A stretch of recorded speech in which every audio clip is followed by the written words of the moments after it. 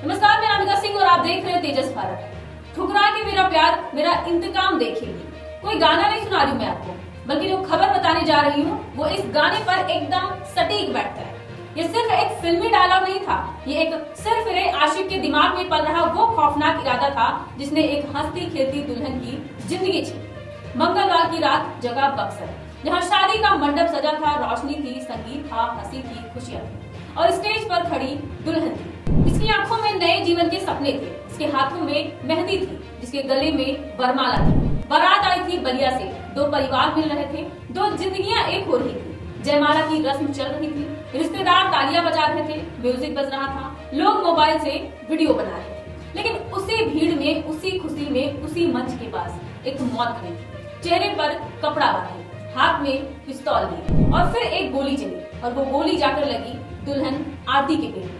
खुशी की चीख दर्द की चीख में बदल गई। आरती तुरंत जमीन पर गिर पड़ी। लोग भागने लगे, चीखने लगे और उसी दर्द में तड़पती आरती ने मरने से पहले एक नाम लिया, हमको दीनबंधु ने गोली मारी है। ये उसके आखिरी शब्द थे। उसे तुरंत अस्पताल ले जाया गया।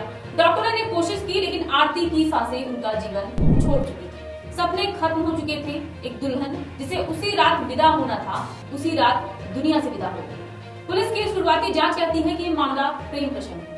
दीनबंधु नाम का युवक आरती से प्यार करता था, या यूं कहिए कि एक तरफा जुनून रखता था। लेकिन आरती की शादी कहीं और तय हो गई और शायद वो ये सदमा बर्दाश्त नहीं कर पाया। तो उसने फैसला किया कि अगर आरती उसकी नहीं हो सकी तो वो किसी और की भी नहीं होने देगी और उसने सबके सामने सरेआम एक दुल्हन की हत्या की। अब सवाल सिर्फ ये नहीं है कि दीनबंधु कौन है, सवाल ये है कि आखिर ये हिम्मत आई कहां से, क्योंकि ये कोई छिपकर की गई हत्या नहीं थी, ये सरेआम की गई हत्या थी, भीड़ के बीच में की गई हत्या थी। क्या अब अपराधियों को कानून का डर नहीं रहा? क्या अब पुलिस का खौफ एकदम से खत्म हो चुका है? क्या अब प्यार के नाम पर हत्या करना एक आम बात बन गई है? जरा सोचिए, एक युवक चेहरे पर कपड़ा बांधकर आता है, पिस्तौल लेकर आता है, स्टेज तक पहुंचता है, गोली मारता है और फरार हो जाता है और कोई उसे रोक नहीं पाता, कोई उसे पकड़ नहीं पाता है। ये सिर्फ एक हत्या नहीं है, ये कानून व्यवस्था के मुंह पर कड़ा तमाचा है। आज आरती मर गई, कल कोई और आरती मारी जाएगी। अगर ऐसे सिरफिरे आशिक, ऐसे अपराधी, ऐसे हत्यारे